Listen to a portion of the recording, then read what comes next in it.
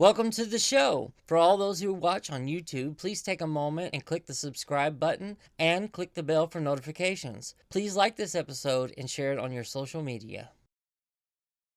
Today on Mr. Nashville Talks, one of country music's greatest voices, John Berry. Hello, today we have an incredible show because one of my favorite singers has got an incredible album out now called Find My Joy. Mr. John Berry is with me, and I'm excited to be in his home. Thank you for letting us come here. Well, thank you for coming. Good to have you here. Thank you. This new album, it's really incredible. You have great hymns. You have some new things as well. How did you come about to do this project? Well, I've been wanting to do it for a long time, and I've actually started it a time or two, but it just never seemed like the right time or right people involved. And then after I went through treatments for throat cancer, with a very grateful heart, we thought that was a good time to address it. So my manager, Brian Smith, sent me a song, Find My Joy, that was written by Steve Dorff. And at the time, I didn't listen to it because I was so miserable from the treatments. Cancer didn't bother me. Yeah. The treatments about killed me. Yeah. And, but I finally got around to listening to it, and the song really spoke to me. And so got together with Steve, and we talked about putting a project together. I always wanted to record an album like this that was almost an extension, sound-wise, sonically, of some of the Christmas things I had done in the past. Big production, big strings, and very lush sounding. Yeah. And so it ended up being a good. Steve was really good at that. Steve Dorff has got that kind of musicality. And so it really worked out really well. It was a good pairing. I love the song Something Bigger Than Me. I actually knew that song ahead of time. Yeah. I'd heard it before. How did you come to that song? How did that song find you? One of Steve. Yes, Steve was one of the writers on that. Okay. And he pitched it, and of course we had tracks already recorded that he had cut with the Philharmonic the Utah Symphony Orchestra, and so we got to make use of those recordings, those soundtracks. Oh wow! Now, how did you get the hymns? I assume that these hymns touched you growing up and different things. So is that ones that I had grown up hearing and loving, and songs that have been a part of my faith process, and it was really interesting because Steve, some of the songs like How Great Thou Art he had heard, and a couple of other ones, but there were several he had never heard before. Yeah, and you're thinking, how does somebody not hear these hymns? But then he's from New York and he's Jewish, so they don't play them a lot. So, but his musicality. I mean, because he was talking to me, he said, "Man, these like Great Is Thy Faithfulness one in particular." He said, "This song is so beautiful." He said, "Where's this song been all my life?" I said, "We're at the Baptist church." Yeah. And he laughed, but he brought such a musicality with him. He was drawn to the beauty of the songs that were so well written, so beautifully written, and he just magnified that. So. Oh man, they're incredible. I just played it on repeat, on a loop this morning, over and over and over. And you like you said, it's he brought something different to them. They still have the same anointing and feeling on them that touches you, and so it doesn't seem like a foreign song. Some people when they do a gospel project or hymn projects, they totally try to rewrite it. One of the things that Steve did not bring to the recording session, he didn't bring any of the baggage. Well, it's always been done this way. Yes. Because he didn't know how it's always been done. But he just brought his musicality. It just made them beautiful. Yeah, it was a good contemporary Christian inspo feel and country feel, all of that together. And I think you could touch several markets with it. I really believe that. Well, I hope people will be inspired and enjoy the music. Are you going to try to release to Christian stations? Or I don't know. I don't really know what we're going to do with it. So. Yeah. Well, it's great. I've enjoyed every bit of it.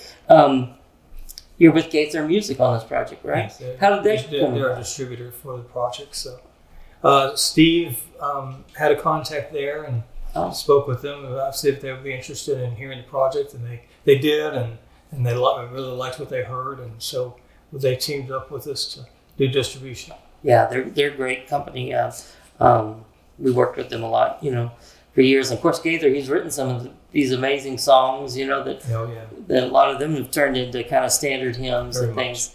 When I was studying up on you, and I read about how you were injured when you were just a little boy or a teenager, or was it a young man when you broke both your legs? I was about 19. 20, I guess it was about 21. Yeah.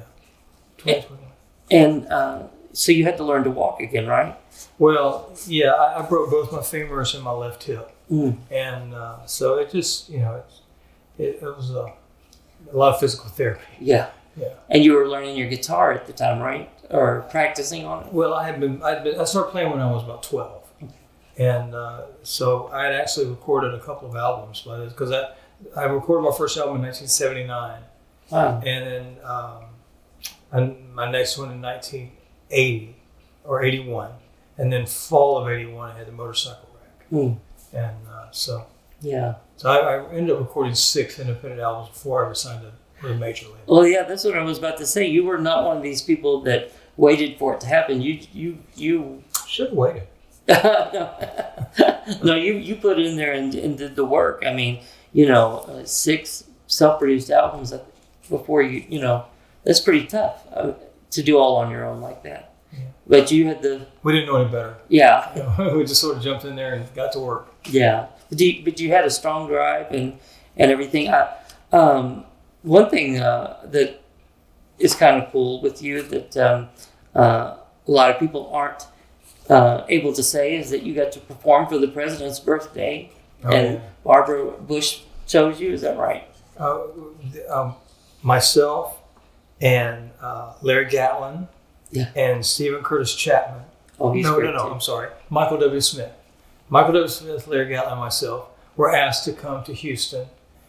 They had a big, at one of the Astrodome conference centers, they had this huge event celebrating both Barbara and President Bush's birthdays and their anniversary. It was all kind of close together. Yeah. So they had this one big bash, and so we got to go and be a part of that and sing for them. Yeah, I mean, I think this is incredible, especially when you think of how hard you had to work to get somewhere. That's something that not everybody can say they have under their hat to perform for a president. It's pretty nice. So it wasn't at the White House, it was at the Astrodome, like you said. How did it feel though to be with them? I mean, did you know? Were you able to live in the moment, or? Yeah, they were very nice, very kind. Matter of fact, I just ran across some pictures recently. That Reba McEntire was there, and some other folks, and but they were just so very kind. And of course, I met George W. was there. Yeah. And is prior to him being president. Yeah. And then I ran into him at Fort Polk years later. After he was president, I was at Fort Polk, and he flew in to address the troops, and I was there as a guest of my brother-in-law, who was one of the officers there, and I got to sing for the troops and stuff, and President George W. saw me before we had just a moment to say hello, and he knew exactly who I was. Oh yeah! All these years later, and it was a pretty sharp guy. That's cool. I really like him a lot. Well, it's always nice when you know that you impacted somebody like that, where they, so you have 2 buddies now that were presidents. Oh yeah, hanging with them all the time. That's right. The 90s, you were having to fight a lot of pain and headaches and everything. Can you tell the story about what was going on and that happened to you? Because you're right in the middle of hitting it big, and you already were big. Well, but what I'm saying, on the climb, that's for sure. And just going through a lot of serious headaches and change of personality and lots of things, and ended up I had a keloid cyst in the 3rd ventricle of my brain. and basically it's a blister about the size of the end of your finger. Oh, wow. But where it was located, it blocked the fluid draining down the spinal column. Oh, man. And it caused the fluid to back up, and pressure on the brain, loss of appetite, nausea, change of personality, all those things. Yeah. And I ended up having fiber optic surgery. They drilled 2 holes, went in with a fiber optic camera and located the cyst, plotted a course with a laser beam, poked a hole in it, and it flattened out. Fluid went down the spinal column. And I woke up and I was me with a really bad short-term memory. Oh, wow. For a very long time. Yeah. So the same day that you had the surgery, your love amazes me goes number 1. Is that correct? Yeah, on the R&R chart, yeah. Wow. Same day. So how did they, did they tell you while you were there or did they wait till later on? Yeah, Robin, I kept asking her how my song did, and she finally got a copy of the chart and circled that Your Love Amazes Me is the number one song and posted it there on the wall next to my bed. So. Oh, that's awesome. That's something to kind of cheer you up and get Nothing picks up your spirits like a number 1 record. Well, you mentioned your wife, Robin.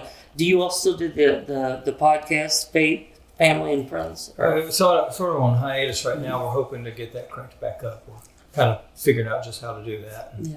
Could you tell people about what it was? Or sure, I guess. Faith, Family, and Friends was a great opportunity to have friends come over and we'd sit around the kitchen table and talk about basically how their faith, their family, and friends had impacted their lives and their careers. And it was really, really good conversations. Yeah. Yeah. I mean, you've went through a lot. I mean, and you've got this great attitude. Your faith is strong.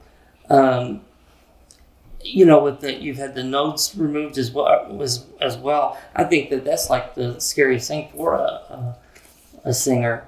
Was that after or was that before the throat cancer? Yeah. No, it was in 1997.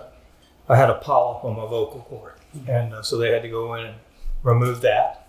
And so it was obviously when 2019 when I had throat cancer. So it's 22 years later, and but it was kind of funny. God puts people in your path. I went to go see a specialist at Dr. Spire, and I walked into Dr. Spire's office. He said, "John, good to see you again." And I'm like, "When did I see you the first time?" And he said, "Well, I wouldn't expect you to remember." He said, "I was an intern with Dr. Ossoff in 1997 when you had your vocal cord surgery." Wow. So I immediately was much at ease talking with him about what I had going on at the current time, knowing that because everyone's voice is important, of course, but at least this gentleman knew what I did for a living, and that was it's good to have that comfort level there. Yeah, definitely. I mean, were you scared that you were going to have to lose this? I can only imagine that it would be, just like a soul-stirring thing if your work is in your voice. Sure. It had to bring a lot of stress to you, I would think. It does, but matter of fact, Robin and I, the day I got the diagnosis for throat cancer, that night we were talking about the events of the day, and she reminded me of all the times that God had been faithful in our lives together, in my family's life before we knew each other, in her family's life before we knew each other, and just all these times that God had been faithful to always take care of us, and so it's good stuff. Yeah, and that's why the song "Greatest Thy Faithfulness" means a lot to the two of us. Yeah, I could tell there was so much love with each song. I mean, you knew what you were singing about, and that always connects with other believers. I think we can tell who's really giving it their all, feeling it from inside, and you did. This album, I mean, it's something that you should be really, really proud of. So on the album, I mean, it's just this beautiful, lush sound. How did you come to decide that? That's Steve Dorff, and the arrangements. Most of the arrangements are a small 4-piece band, but there's a 45-piece string orchestra. Wow. And it's just remarkable. And to be in the studio when they were recording the string parts, I sat in the live room where they were. Oh, and it was just breathtaking. The talent that God's given these men and women to play these instruments is so astonishing. And then I got to go back and do my final vocals on top of the final tracks. It was just beautiful. So when you go in after, hearing all of that together, it kind of gives you an even more... it's quite inspiring to sing to. Yeah. Very special. Gospel music, it's it kind of feels every ounce of your body, the soul and the head, everything that we have, we hear it a little differently, I think, with gospel music, or we feel it. That's what I'm trying to say. We feel it a lot differently, the believers do. It speaks to your soul. Yeah. You have this great album with all these great hymns and some new songs as well. What do you want to do that you haven't been able to do yet? Oh. I'm hoping we get to go out and tour with this record. Yeah. I hope that we'll have that opportunity to go and share this music, and because I think it's important. I think people will enjoy getting to hear it, and most importantly, I hope people will be moved by it and move towards Christ by it. And so I hope that opportunity comes. Will you go to churches as well, or you go anywhere, right? Yeah. They call, we'll go. Yeah. Is there someone that when you're, planning ahead that you'd like to record with that you haven't already? Or? Well, I always dreamed of getting to record with Winona, and I got to many years ago. And did an album that actually for Capitol that did not come out. And she and I recorded a song for that album called We Can't Unmake Love. And she liked it so much, she called Mike Curb at Curb Records. She had her album, The Other Side, was getting ready to come out. And she called and said, hang on, don't put it out yet.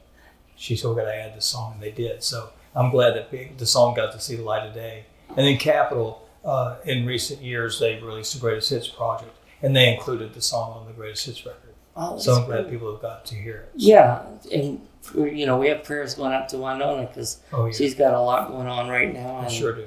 Man, did you know Naomi well? No, I'd met them several times, and just sweet people, and our heart goes out to Winona and their whole family, all of the Judd family. So how did you guys get through with COVID, and were you kind of just twiddling your thumbs up? And that's when the podcast Faith, Family, and Friends got started. And so along with that, we also did a little broadcast, an internet broadcast for children called Songs and Stories for Kids with Papa Bear. Oh. And it just little episodes on Sunday evening that would come on, and we'd sing some kids songs and just read story out of a kid's book and stuff like that, and little 15 or 20 minutes, and those are all still on my YouTube channel. Yeah. And then my son Kalen, who plays drums with us, he also plays drums with Ali Colleen and some others. He had an idea. He said, Dad, a lot of these high school and college students who are graduating are not going to have the opportunity to walk graduation. He said, why don't we go back and re-record that old song of yours, the graduation song, that I wrote my senior year in high school. And it's appeared on several of my independent records over the years. So being that it was during COVID, we couldn't get a studio. So we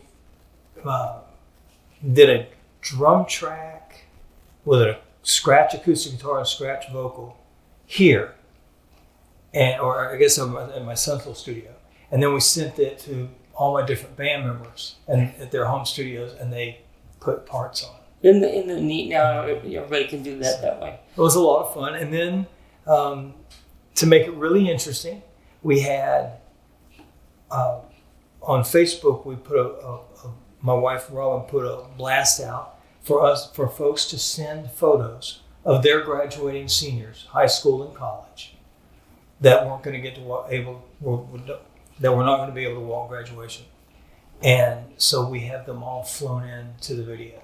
Oh, that's wonderful. And the folks at Gallatin High School here opened their doors to us to do just one day we kind of walked through the school and got some high school shots. Me walking through the gym, and, different things. Just give that high school feel to it, Yeah. And it came out really nice. It was really real proud of how it came together. And people can find the graduation song video online as well. Well, and you being a songwriter, that has to really touch you, that your song lives on through other people that way a little more than probably even, the recordings. It seems like the song people that write, they really, they're really more invested into the song, and it means more to them, I think. Yeah, it's nice. Personal, right? It's nice to see a song like that is so old. I mean, I graduated high school in '77, and I wrote it my senior year, so it's been around a long time, and it's nice to see folks enjoying it again. And over the years, I've been invited to come to schools and sing it at graduations, and when I'd be speaking or something, I'd use that song. And so it's pretty nice to have kind of breathe new life into it a little bit. Yeah. Well, when you write, do you do a lot of co-writing, or do you write? What's your process? Most any writing I do now, I co-write. Yeah.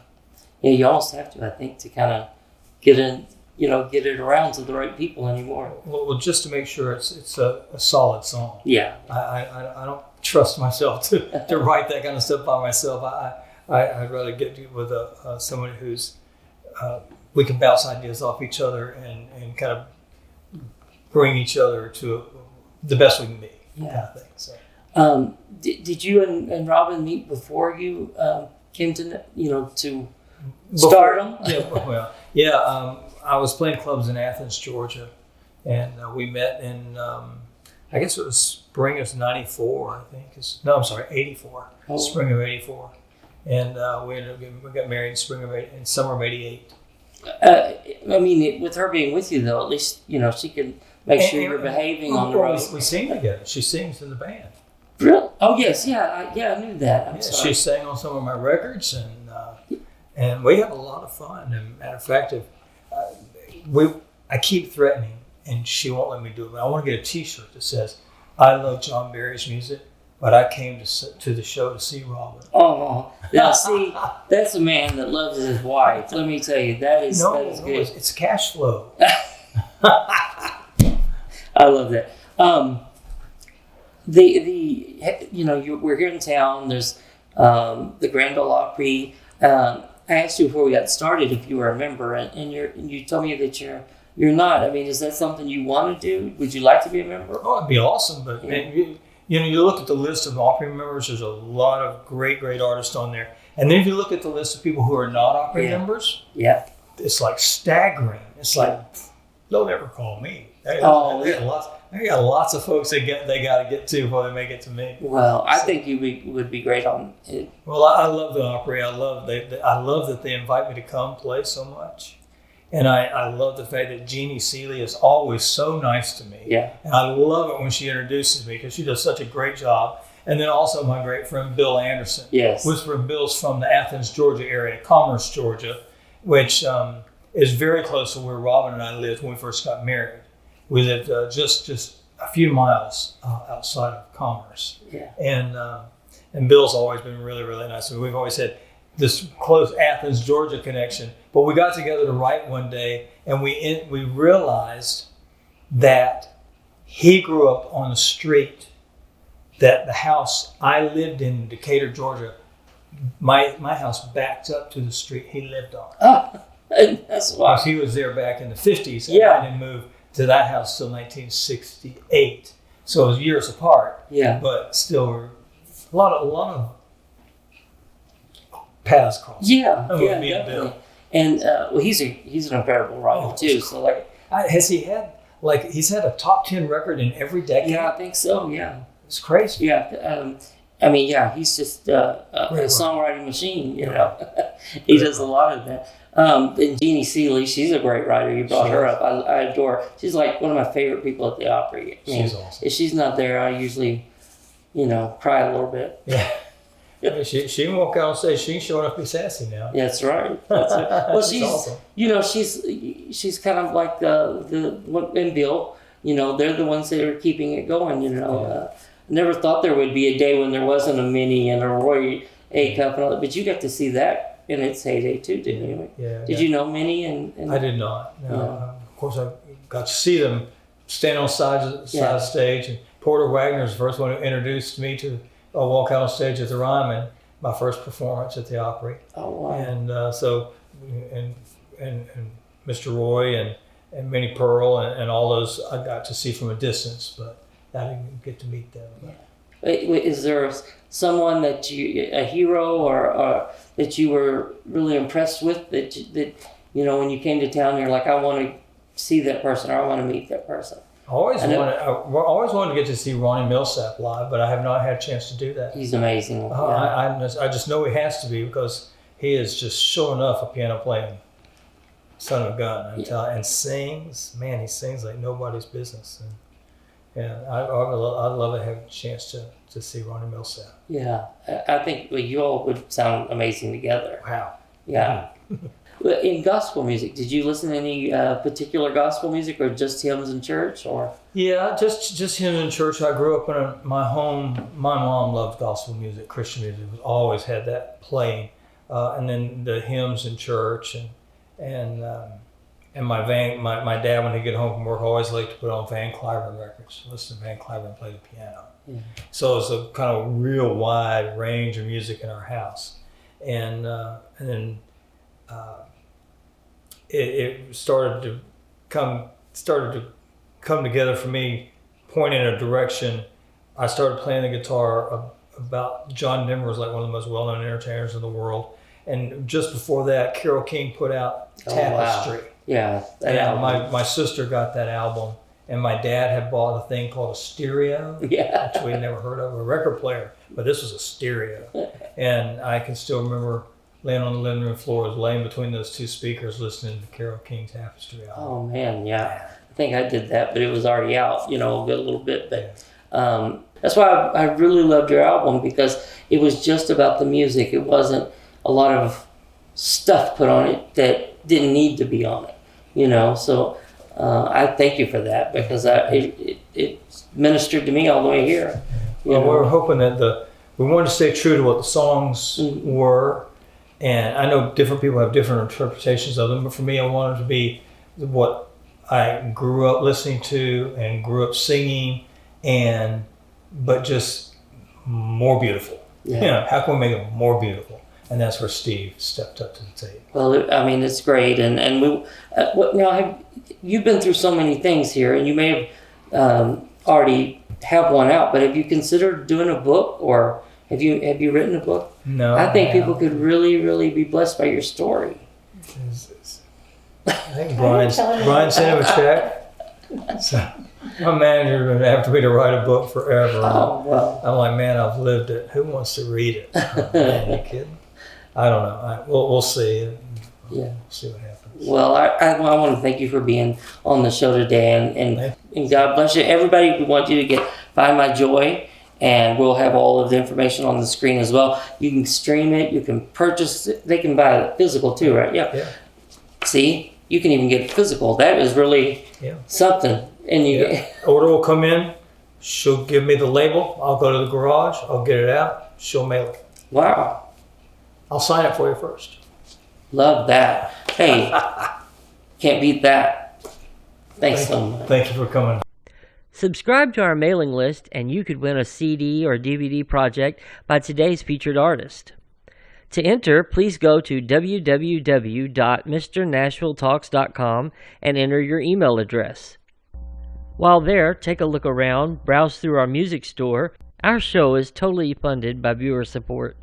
Every t-shirt or music purchase from our store helps bring us new shows for you.